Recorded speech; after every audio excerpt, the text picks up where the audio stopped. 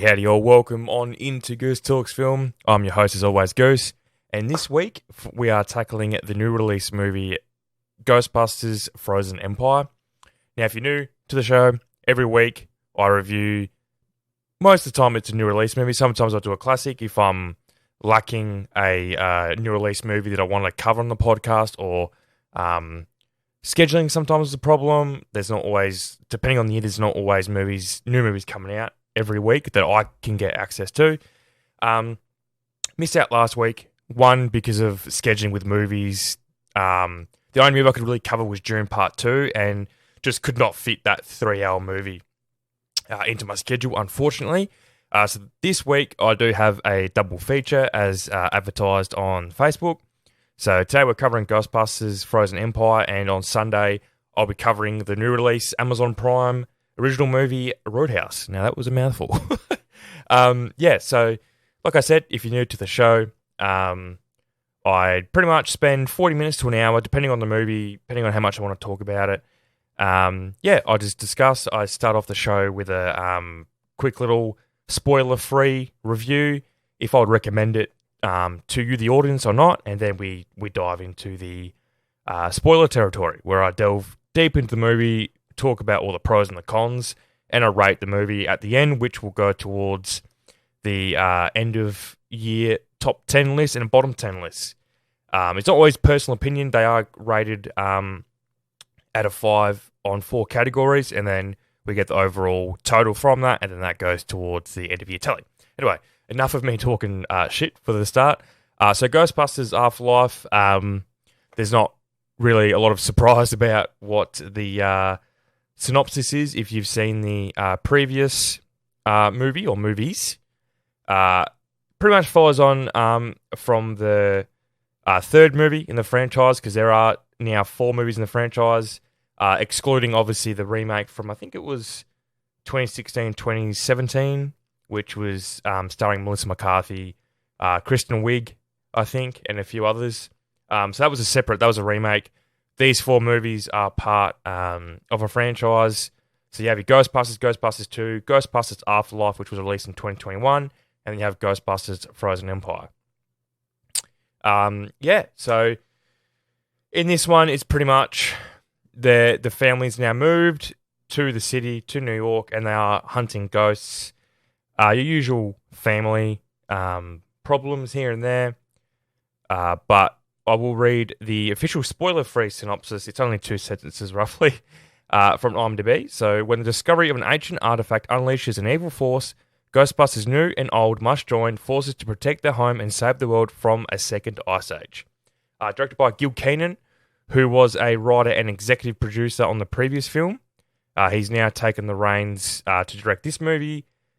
He's got quite a interesting resume, to say the least. He actually started his career off directing a short film called The Lark. He wrote and directed that. That was well received. And then his first movie was actually 2006's Monster House, which he directed. He didn't write nor produce, but he directed it and got nominated for an Oscar for Best Animated Feature, which, in my opinion, is one of the best animated movies from the 2000s, especially mid-2000s, just because it was non-Disney, it was different, it leaned into horror, which obviously I'm a massive horror nut. That's why a lot of the times if there's multiple new release movies coming out in one week and I can only cover one, it's usually a horror movie.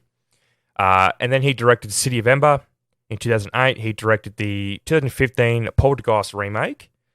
And then he, like I said, wrote and executive produced Ghostbusters Afterlife. And then he directed A Boy Called Christmas in the same year of 2021. And he's obviously directed Ghostbusters Frozen Empire. And he's actually has written and is producing the SNL 1975 movie, which is obviously telling the story of the first season of SNL, which featured people like Dan Aykroyd, Chevy Chase, Jan Curtin, Garrett Morris, a few others. Really looking forward to that. And he's also directed an episode of the Scream TV series. So Gil has had a lot of experience in the soft horror, I'll call it. Although Poltergeist, is regarded...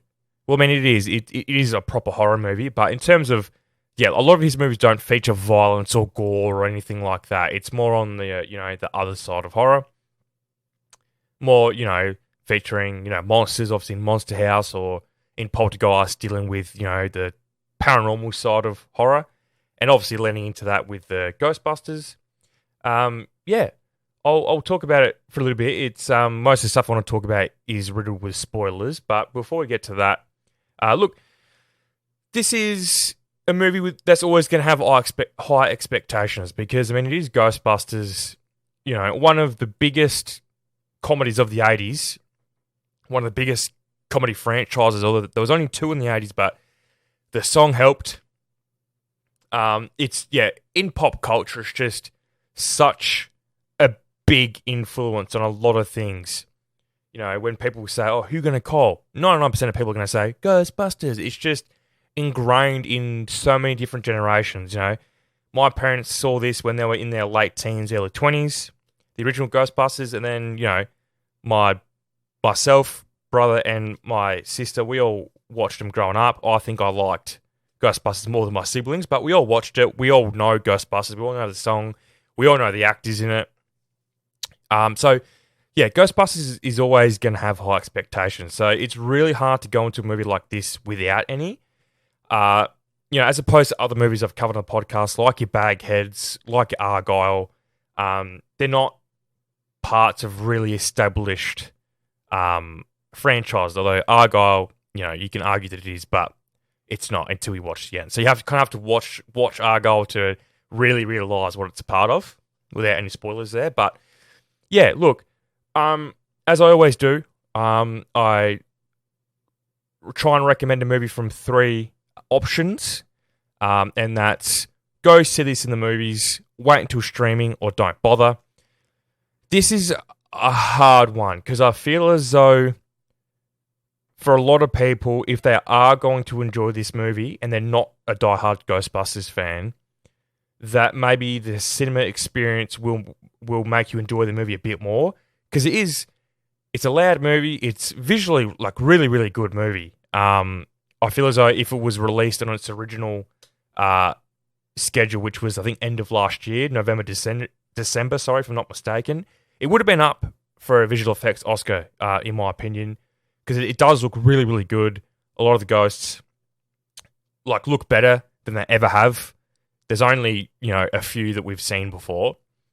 This is hard. I would recommend to go see this in the movies for the experience. It's when it comes to blockbusters, movies like this will have Godzilla vs Kong comes out next week, and I will be covering that next weekend. The new Planet of the Apes movie. All these big blockbuster movies, if you're going to enjoy the movie, you're going to enjoy it more at the cinema. It's just the experience of it. Massive screen, surround sound. Unless you've got that at your house, which 99% of us don't. It's going to be a different experience at home, I feel. But if it comes down to, you and your family or you and your partner can only afford to go to the movies once a month, then maybe this one isn't for you. Maybe Dune Part 2 that came out a couple of weeks ago would be a better option, or Godzilla vs. Kong next week, but although I haven't seen it. But would I recommend to see this if you only go once a month? Maybe not. But if you go to the movies quite frequently and you have a membership or you go to the movies a lot, then you're not gonna want to walk out of this halfway through. Let's just say that it's not that terrible, it's not that bad.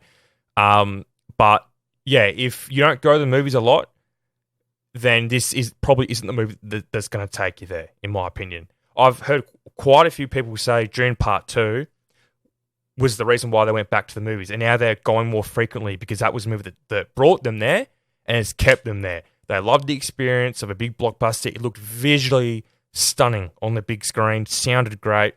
Now they want to watch all these big blockbusters because this time of year there are a lot more blockbusters coming out. We have Godzilla vs. Kong. We have a lot of horror movies coming out, which are always better at the movies, in my opinion. And then halfway through the year and end of the year, we have a lot of big movies. You have Furiosa, the new Mad Max movie, comes out in May as well. So we are just going to be riddled with all these big blockbuster movies, and for once, they're not all comic book movies, specifically Marvel, because they pump out more than what DC does. It's great to see a lot of these, and not a lot of them are original, but they're new takes. They're adding to something, and this does add some mythos and lore to the Ghostbusters. So if you absolutely love Ghostbusters, you loved them growing up, you saw maybe the previous one on digital, because that did come out end of 2021, so there was still a lot of restrictions because of COVID. A lot of people still weren't willing to go out and risk it. We're at the start of 2024 now. It's kind of as normal as we're ever going to get post-COVID. So if you watched Afterlife and you enjoyed it, I think you're going to equally enjoy this one, if not more. So I'll leave it there with the spoiler-free talk, so I don't rattle and talk too much. But yeah, I hope that was as helpful as it could be without spoilers and stuff. But the budget for this movie was $100 million. This movie had a lot of extensive marketing, which tells me this movie has to make around 250, 300 million at the box office to start making a profit.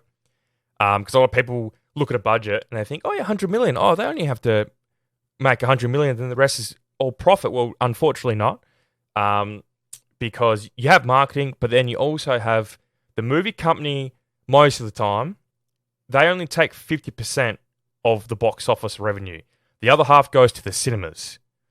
So with all the marketing, all that, yeah, this is going to have to make 300 mil plus. It's not going to be another Argyle, okay, which cost 200 million to make and it didn't even make 100 mil. So it lost a lot of people a lot of money. This, I don't see that being like that, and I think it's going to make a lot of money on digital as well. For people that don't want to go to the movies, I think they're going to willing to pay a bit less to rent it at home. But yeah, I'll leave it there. So yeah, this is your warning for the spoiler territory.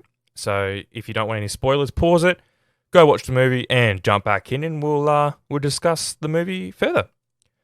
All right. So the synopsis and premise, like the from start to finish, all the spoilers hasn't been released for this yet.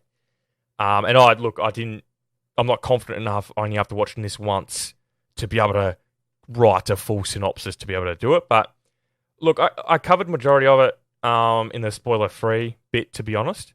Yeah, like I said, it features a lot of stuff that makes references to the originals, but without relying too much on nostalgia and callbacks and fan service. It did that stuff, but it didn't rely on it, which I really did appreciate. Now, by all means, this is not a perfect movie. I was really umming and ahhing if I preferred this to Afterlife, and I think I do, but I am one of those people that I didn't watch Afterlife at the movies. I watched it on digital in my own lounge room, so that might honestly be the tipping point towards Frozen Empire over Afterlife. This was a really fun movie watch. I watched it by myself. I still had a really good time. I didn't look at although my phone was off, but I didn't want to look at my phone to see what the time was, how long was left, or anything like that. The pacing was a really an interesting one. It started off not gung-ho, like it wasn't 100% from the get-go, but it started quite big. It had the opening scene at that rich people's party that they parade around all this illegal, expensive like artifacts and antiques and stuff they have. They find this ball that turns out it actually is a prison for it's pretty much like a paranormal god, really. And they all freeze to death.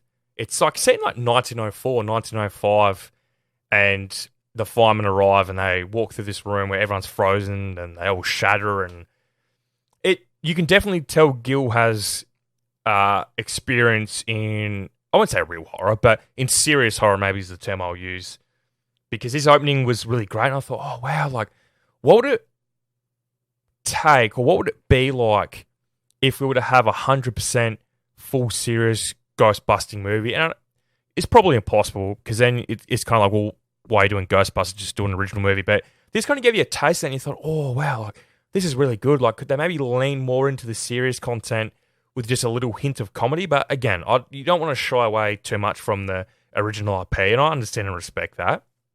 But I mean, it was a good thing. This opened up really well. I was intrigued. I thought, okay, this is going to lead to an interesting villain. It's going to lead to an interesting story. One thing I'll state is, look, it's not misleading and it's not mismarketing or anything like that. But I thought we were going to see a lot more of the movie focusing on the world actually being in the Ice Age and them actually trying to survive in a frozen New York longer. But we got maybe, 10, 15 minutes of that, maybe 20. But obviously, they were building to it, and it didn't want the movie to go any longer, and they didn't really show anything they didn't need to. You might have extended monologues and extended scenes that could have been shortened, but at the end of the day, look, I wouldn't change that stuff too much. What I find interesting too, and as I do, guys, I'm sorry, I always jump around the movie. I don't really do it in chronological order. I kind of just go by my notes that I write hastily after the movie because it's too hard to write a note and pad in a cinema, and I obviously can't have my phone on because I'm not one of those annoying people. When I'm watching a movie at home, like on digital or something like I did with Zone of Interest, I rented that on digital and did it at home. That was much easier because I had enough natural light from outside to be able to write notes. But yeah, so just jumping around a bit just from what I remember after the movie sitting in my car. Now, we all know the accusations against Bill Murray because that's what they are. He hasn't been convicted of anything, but there are current accusations of sexual misconduct and sexual assault and stuff. And I won't get into the specifics. I find his introduction very hastily. Like the Dan Aykroyd and Ernie Hudson as Winston Zedmeyer, they kind of got cool little, like cute little introductions when you see them in their first scene. Like, oh, these guys are the OG, we're showing them respect. Like Bill, it's like you see Dr. Venkman on the door, and then it cuts to him starting an interview with Kamal Nanjiani, who I'll fucking get to later, by the way. So it's kind of, it comes out of the editing, and he was one that was in this the least. I think Dan would have been in the longest of the original, and then Ernie Hudson was probably close by. They were in this a bit, but Dan was definitely the most. Bill was in 2 scenes. He does the interview with Kamal, and then he comes in at the end as like, the big face-off between all the cast members and the big bad guy.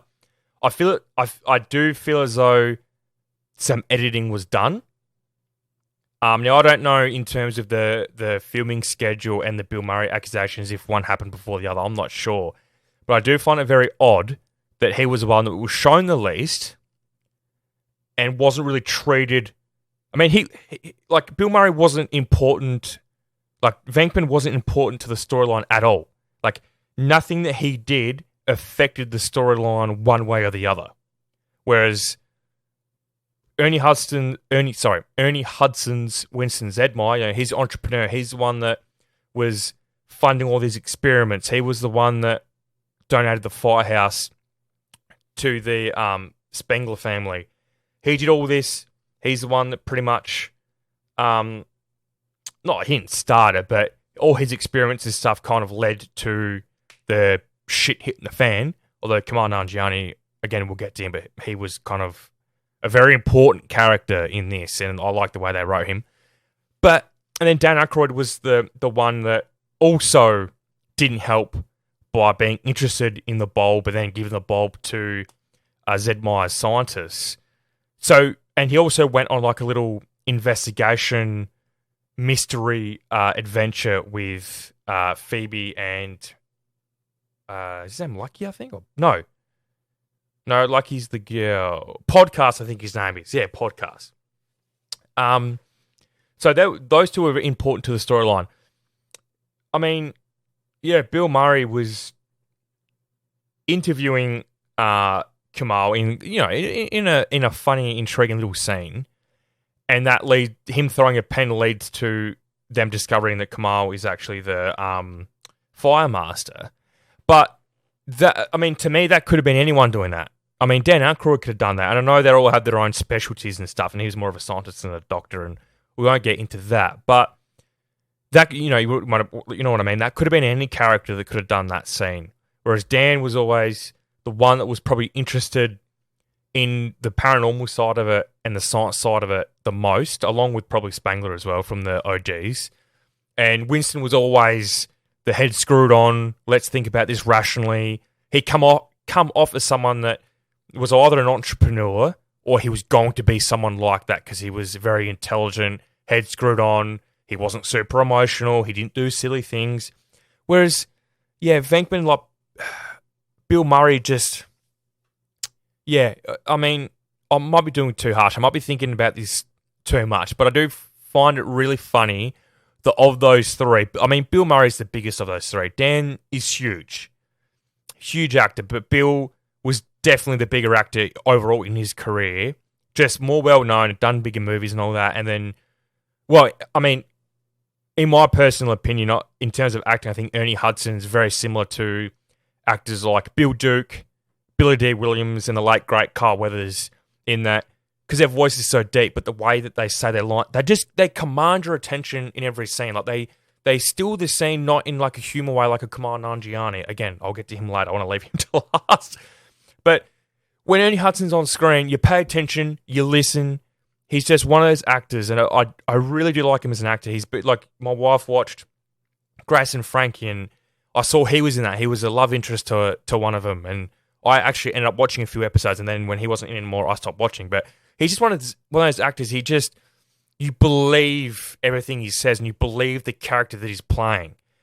And you don't see him in a lot of stuff, but again, like Carl Weathers, like Billy D. Williams, but when you do, you know that they're there. And that's why I really like Ernie Hudson.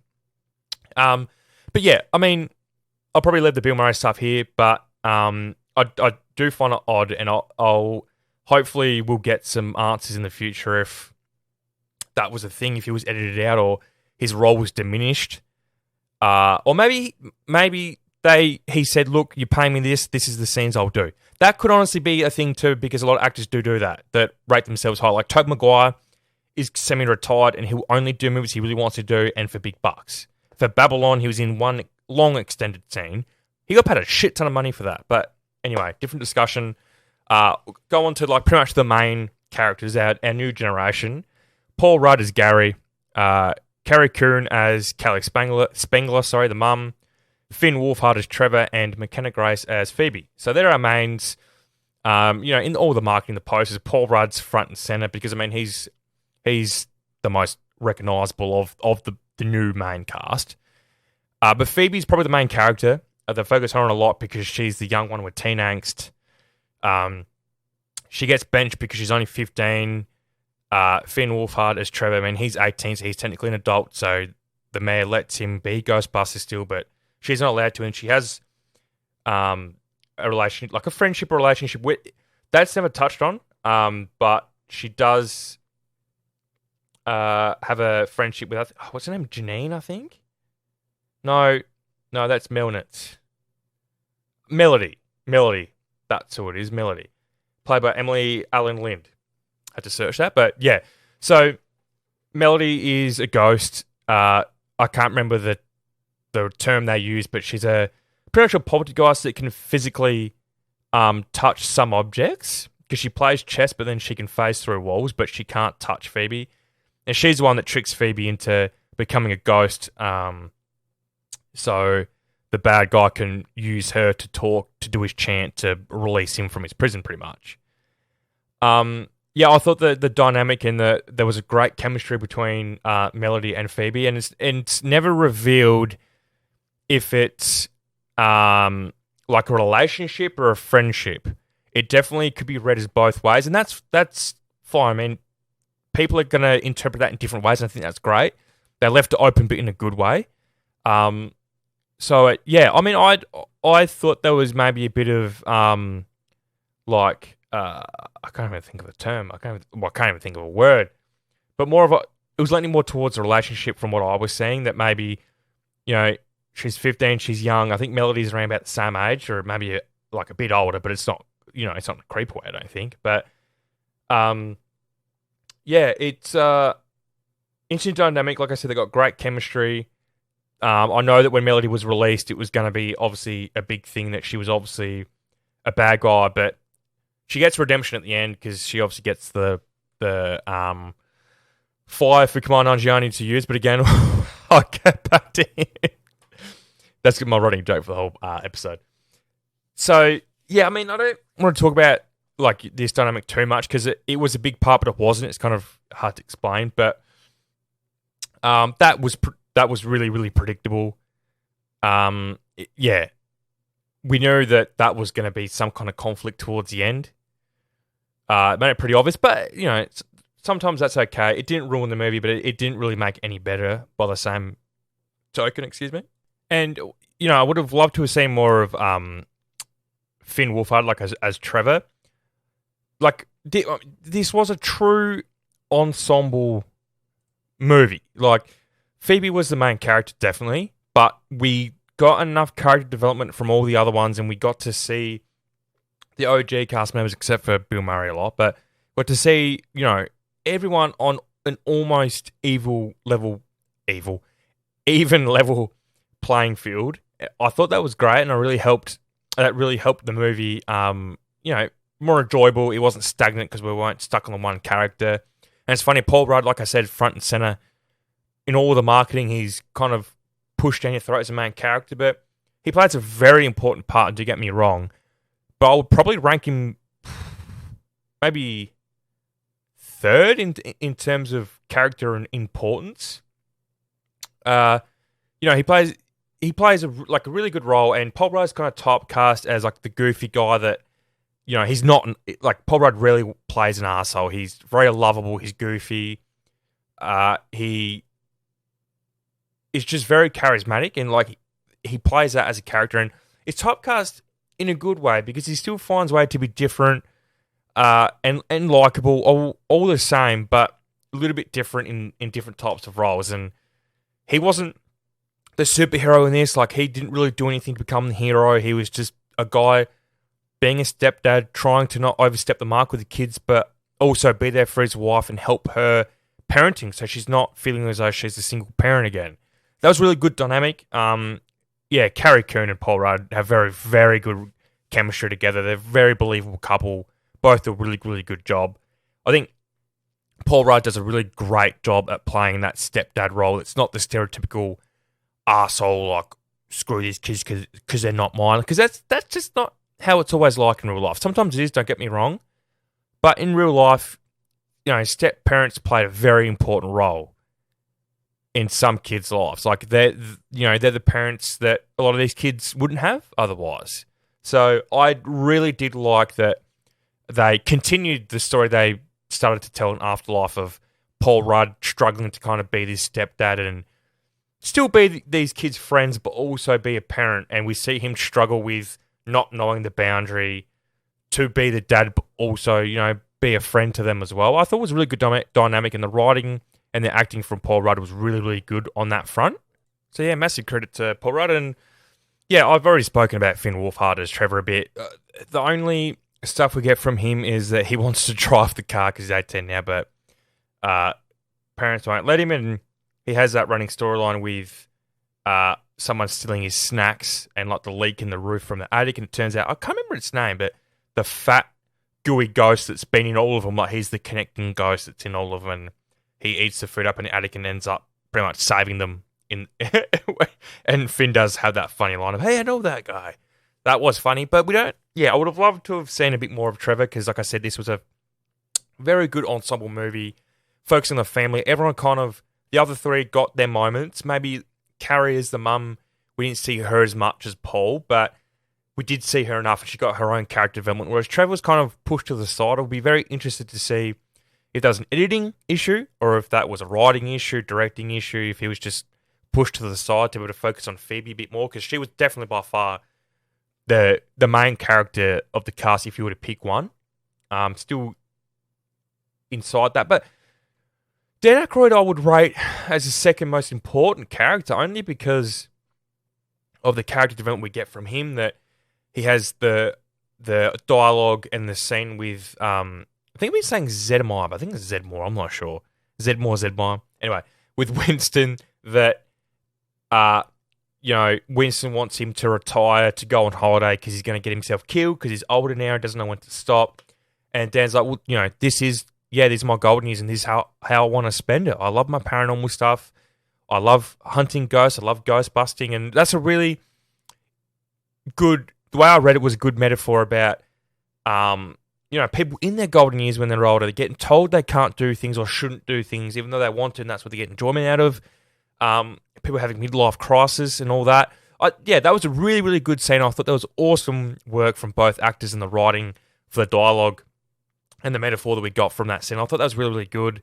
And Dan gets a lot of screen time, as opposed to obviously the previous movie when there were more cameos from the OGs. But yeah, really good to see this work from Dan. We don't see him a lot. He was massive, massive actor, obviously, in SNL in the 70s, and then 80s was definitely his biggest decade. He's done a lot of voice work. He's appeared in, supporting roles a lot. We haven't seen him as the lead, which is a shame. I honestly thought Dan was a very good leading man when we saw him, but, Bill Murray and Chevy Chase are the other SNL guys that were leading men, and, Dan and Garrett Morris were kind of always been supporting character actor tops, but as respected as the others, like, mind you, like, Garrett and Dan are, very, very well respectable audiences and colleagues. So, yeah, anyway, on to the next thing. So, the villain in this one was Garaka, which I thought was really cool because it sounds very similar to Baraka from Mortal Kombat, which was one of my favorite characters in Mortal Kombat. That was cool. Creepy name. The design, when we finally get to see him, the reveal was really cool. We didn't, see a lot, know a lot about him. We saw, illustrations and some quick exposition dumps and stuff about him. But yeah, I thought he was cool. He had his horns. I thought the scene of him going back to Kamal Nanjiani's apartment and grabbing his horns and putting them in one by one, and that was really cool, really creepy. Excuse me as well. Good villain building. Not a lot we know about him other than typical bad guy, really. Like, just wants to take over the world or end it, really. It's not, this isn't like a Killmonger from Black Panther, which, an amazing villain with a motive that makes sense and is real, and you can understand why this person's doing it. Like, this is your typical, I want to rule the world, or I want to destroy the world, or I want the world to be frozen because that's what I am and I don't like fire. So, the design was pretty much the only good thing about Garaka, unfortunately. The name was good, but that, like I said, was probably more so because it reminds me of Baraka. But yeah, the design definitely carries the characters. Like I said, the backstory, the motives, are really, really lacking. And they reuse their own trope of having a character kind of screw someone over to help them get their powers or help them escape something. But like, we saw that in Ghostbusters 2, and I think even to a degree in the first one as well, but that was a bit more original and a bit more different for the time. So in that sense, like, the villain and the story around the villain and why he's a villain, but that was definitely lacking. Kind of doesn't give the ending the emotional punch that it needs. Like, there's no oomph when you defeat him, because it's like, he's just a world-eater villain, and we see that a lot. Sometimes it can just work from other things. Maybe the movie's so good and the villain looks great is enough to carry it, but when your fourth movie in the franchise is reusing the same tropes and cliches that the other ones have used, and maybe not as well done, it's probably the second best villain design after the first one. There are probably similarities between them, but yeah, and the voice work was good. He was creepy. And he's defeated pretty much by Phoebe and the Fire Master, which we'll finally get to Kamal Nanjiani, who is the GOAT of this movie, if I do say so. He's just... So, his character pretty much is like not a scummy, or kind of a bit scummy, but a character pretty much will sell anything to make money. He doesn't work and clearly doesn't want to. And his grandma passed away. He starts selling all the weird shit that she had in her apartment and in her little secret room that he found. And he goes to Dan Aykroyd's shop and sells the metal sphere that is holding Garaka inside it. And he just sells it for $50-$60. He doesn't understand the connotations from it. He's not doing it on purpose. And I like that. I honestly thought, because Kamal's not in barely any of the marketing, is not on the posters, you don't see, like, I thought it was just a one-off cameo. And there's a weird scene where when he walks out, after the first scene we see him, he walks out, he has the 50, $60 in his hand, and he looks back. And he sees the fire acting funny on the hot dog stand, right? So, and there was an earthquake caused by Dan Aykroyd and the Garaka sphere. But he looks back at the flame and he smirks and he walks away. So I don't know if he thinks that, oh, well, I just sold this bloke, just caused an earthquake, and just looks back and sees that the hot dog guy's trying to fight the fire that started at his hot dog stand. And he just finds it funny that, oh, not my fucking problem anymore. But the fire was obviously to do with him. So, I don't know. I would really like to revisit that and rewatch that scene again. And, yeah, grasp what they were going for there. And I'm not saying they weren't going for anything, but there's two options. I would like an answer which option they were leaning more towards. But yeah, if I don't, oh well. It's not a big deal, but I would just like an answer to that. Yeah, well, it turns out that Kamal Nanjiani's character is a descendant of the Fire Masters, and that's what his grandma was, and vice versa, down the line for thousands of years. They're the only ones that could defeat Garaka with fire and, I think it's brass, if I'm not mistaken. A metal, I can't remember. I'm not good with metal work, all right? And he discovers it by accident, and we see him practice with a candle and stuff, and he doesn't really control it that well. And then he all of a sudden is able to control a stream from one of the packs, and then we see him controlling fire. And typical movie, he doesn't know shit, and he struggles, and then all of a sudden, boom, just to defeat the villain, he's able to be an awesome filemaker. So that's a big cliche and all that. But I thought the character was really good, that it wasn't like we've seen in previous franchises, and these characters have been in a few movies, and they just then thought, oh, we're going to throw the Fire Master at Paul Rudd. He's actually descended and blah, blah, blah. That's lazy, and that's happened in other franchises. It's happened more than what you'd want of them be like, oh, fuck, we've got to come up with this idea to defeat the villain. Let's just say this character that we've already known that there's no evidence at all that this character has ever had anything like this going on, and then they're doing this. But Kamal was a very important character in the movie. He's the one that literally gets all this started. He steals Garaka's sphere from his late grandmother's little, prison type thing, sells it to Dan, and then he's obviously the one that has to defeat Garaka. He's pretty much the only one that can, with the help of Phoebe, of course. But so he's a really important character. The way they introduce him, he's a new character, but the way they introduce him is good. He's fucking hilarious in this. His comedic timing, like Kamal Nanjiani, a few years ago, with Stuber and all that, the movie he did with Batista, I thought, oh, wow. Like this guy's going to overtake Kevin Hart as the main movie actor. But it didn't happen. He did a few dramedies.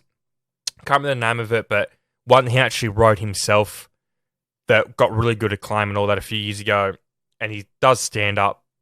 And he's not a main character in this, but, an important character for sure. I think he needs to be bigger than what he is. Like, he's just so good. His comedic timing is just incredible. Like, I wouldn't want to see any other comedic actor in this role. Like, he just owns this role now. And I'm not saying, it's, it's a massive role, it's the next Spider-Man or anything like that. No. But it's an important role, and I think he really helps this movie be enjoyable.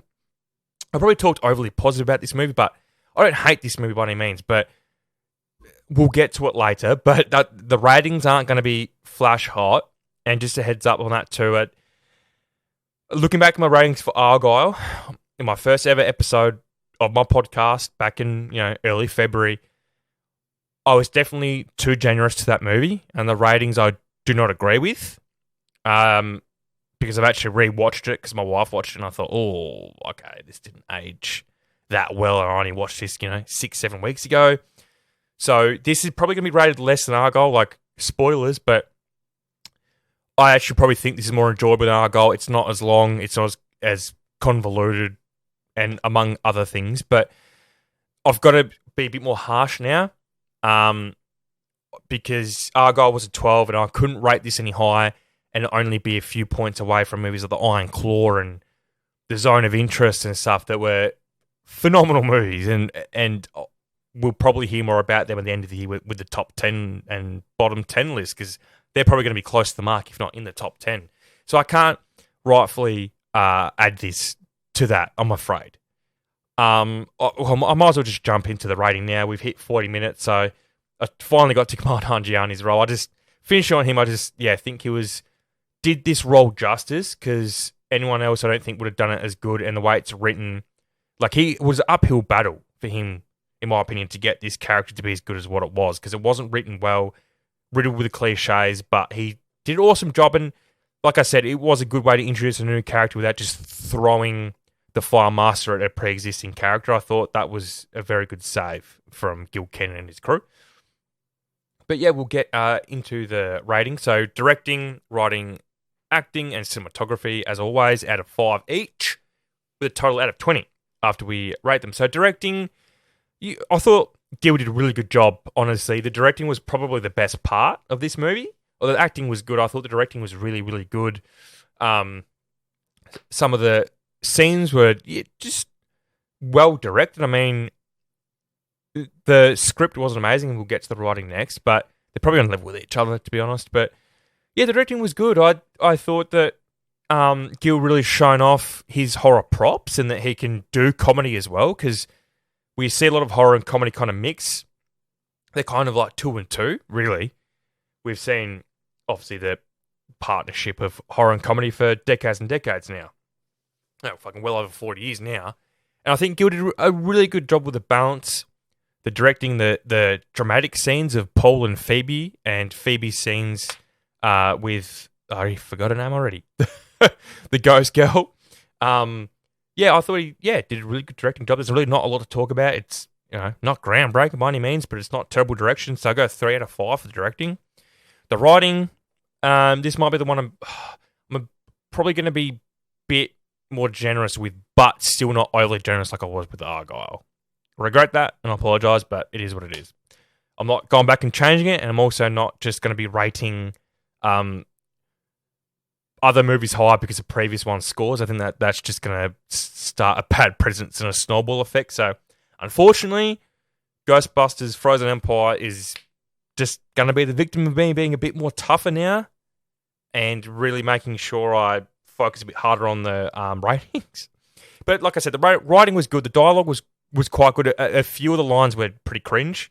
Like, there's a line where at the start where Phoebe's like, I'm going to go bust some ghosts or something. Like, it's not the 80s anymore. Like, you can't just say these one-liners and they're going to hit and be funny. Like, this isn't the fucking 80s anymore. But the writing will go 3 out of 5, I thought. The storyline was good. I would have loved, the movie to feature more of this new ice age that Garaka was going to put the world under, but it is what it is. The movie riddled with cliches and stuff, but what saves it is the dialogue was quite good. The character development is really good, so I can't rate this any lower than 3 because of the character development. I thought they did a really good job. Other than Trevor, I think he's the only one that suffered from poor character development, and unfortunately, because I thought Finn did a really good job acting-wise, but speaking of acting, this might be the one where I'm a bit more harsher on the acting. And you could be like, well, you just said that the character development was good from the writing, so, it should be the same for the acting, so the one's doing it. And I know that's really good, but I don't know. There's something about the acting other than Paul Rudd, Dan Aykroyd, Ernie Hudson, and probably a few of them. I'm second guessing my rating already, but I have to stick to it just because I'm thinking about the total. And yeah, the acting in the 2.5 only because you compare this to the acting in the 80s for Ghostbusters 1 and 2, and they're very product of the 80s. Like, they're so 80s. They're probably the most 80s movies ever. But I feel as though the actors in that, the surrounding actors and all that included, the supporting, I should say, not surrounding, supporting actors, just fed into it more, and it felt more natural, and everyone was kind of on the same level of playing field, right? And you have your comedic characters and your more serious ones, but in this one I felt as though Phoebe and Trevor were too different, and I know it's hard to explain without it sounding stupid that, they're siblings and they're 3 years apart, one's a boy, one's a girl. But it's not so much that, it's the line delivery from Finn and the great actress, by the way, that plays Phoebe. They're just acting like they're in different movies. And that's going to be hard for some people to understand that I'm not saying that characters can't be different, because that's what characters are, but it's just their line delivery and the lines that they're given as well. So it probably comes down to the writing. Maybe a bit too generous on writing, but it is what it is. That I don't think the acting's great. I think the young actor playing Podcast overacts too badly. And I know sometimes those characters can work, but he didn't really work in this one. I thought that the British actor, I can't remember his name, but he plays the scientist with the glasses. I think he was, like the way he was acting and all that felt a bit out of place as well. I'm probably being too harsh on the acting. I'm sticking to it. This is so hard. I don't like being hard on movies that I enjoyed, but when I'm putting my, film review cap on, I just can't be too generous to this movie because it's riddled with a lot of issues. I have to say that, like, it really is. It's cliche filled to the gills. Other than the design, the villain's boring as batshit. It's cliche. It's your usual fucking villain. But anyway, acting 2.5. I'll just stop it there. Cinematography. I thought we got to see a lot was going on. There's a lot of fast-paced scenes, like with car chases and chasing monsters and monsters flying through the air, and I should say ghosts flying through the air and all this. And you can always see what's going on without it looking like too staged and all that. Sometimes it's too choreographed, like, oh, well, it's obviously a movie. But yeah, I thought the cinematography was solid. Again, yeah, I mean, it's cinematography for a Ghostbusters movie. I mean, it's hard to judge the cinematography in a movie like this other than what I already spoke about, which is, can you see what's going on? Are the scenes lit well and are the right angles for the actors? And the within the serious scenes, a lot of close-up shots. We saw with Ernie and Dan, like their serious scene was close-ups on both of their faces and switching between the two. Same as Paul Rudd and Phoebe, like when they were talking to each other, it was a close-up of the two. And I thought there was a good establishing shot. So, yeah, I'll go 3 out of 5 for the cinematography, which brings the... Oh, my mouse is going crazy. There we go. The overall score is 11.5 out of 20. 11.5. Really harsh, probably. It's without giving away all the numbers, without you listening to all the episodes yourself. 11.5 out of 20. Just for future efforts, I will review this. Argyle was 12 out of 20. In hindsight, Argyle should have been below 11. I apologise for that, but in reality, Argyle's not going to be in the top 10. If a movie was 12 out of 20 for the year makes the top 10, then it's one of the worst movie years in history, which it's not going to happen, so don't worry. But, so we have Argyle, Ironclaw, The Boys in the Boat, The Zone of Interest, Baghead, and now Ghostbusters Frozen Empire are all our new release movies that will feature or not feature in our top 10 or bottom 10 for the year. We have Roadhouse, I'm reviewing on Sunday afternoon. That'll drop between 4 and 6 p.m. South Australian time on Sunday, so stay peeled for that. Make sure you have notifications on. Like I always do, I like to read some trivia. So, there's not heaps. So Kamal Nanjiani cited The Real Ghostbusters as an influence on the movie, which, for people that don't know, The Real Ghostbusters was an animated series that was released, I think the same year as the second movie, 1986. So 2 years after the original. That was a very, very big cartoon for its time too. Very, very, very popular. Ghostbusters Frozen Empire is dedicated to the late Ivan Reitman, the original director of the first two movies, who passed away in February 22. So, rest in peace to him. When Gary says he picked out a film for movie night, he holds up a VHS copy of Cannibal Girls, 1973. This was the second feature film directed by Ivan Reitman, who directed the first two Ghostbusters films. He also listed as a producer on this film, which is dedicated to him. There you go. I'd heard of Cannibal Girls. Did not realise that, Ivan Reitman had directed them. That's funny. First Ghostbusters film in the original canon without Sigourney Weaver's character, Dana Barrett. But there you go. Yeah, I did think of her. if there's a way to bring her in, maybe it wouldn't have been worth it. Wouldn't have made sense unless she was somehow with Venkman, like they got together. But other than that, song in the official trailer is Bananarama Cruel Summer, 1983, from their second self-titled studio album. The song does not appear in the film itself. Now, that happens quite a lot to people's surprise and disappointment a lot of the time. And yes, there is a mid-credit scene, which I did not know. I fucking left. So I don't know what that mid-credit scene is. Obviously, setting up the sequel, I don't know how important it is, if it's pivotal or not, but I'll get my hands on that eventually. So that's all the trivia for that one. There's not a lot, really. I mean, with a lot of new release movies, there's not always heaps of trivia, unfortunately. But yes, I'll land the plane. I'll bring the review to its end here. So just final thoughts on Ghostbusters Frozen Empire. Look, I enjoyed this movie. Probably, like I said, because it was at the movies. It was fun. Kamal Nanjiani really made this enjoyable for me, and Paul Rudd and a lot of others too. Like, it wasn't just Kamal Nanjiani. I'll make sure I point that out. But he was a highlight for me just because I like him, and he really was just funny as shit in this movie and played a good version of a character that shouldn't have been as good as what it was, the way it was written. So that's all I'll say about Ghostbusters. Like I said, Roadhouse Sunday. Make sure your notifications are on. You follow me on Facebook, Instagram, all those on YouTube. Whatever you listen to me on, Spotify, Amazon Music, Audible. Make sure you're following with notifications so you don't miss out on an episode. Now, there might be a bit of a surprise next week. Now, as I said earlier, I will be covering Godzilla vs. Kong, or X-Kong, whatever you want to call it, next week. But we might have a double feature. I won't reveal what that second movie might be because it all depends on scheduling and all that, on like the movie times and whatnot. Excuse me. And Tuesday, I'll find out the session times. So, if it works out, Godzilla X Kong on Friday evening as usual, and then a secret special episode might come out on Sunday, and you'll find out on Tuesday night because I will post what the movie is if I can watch it.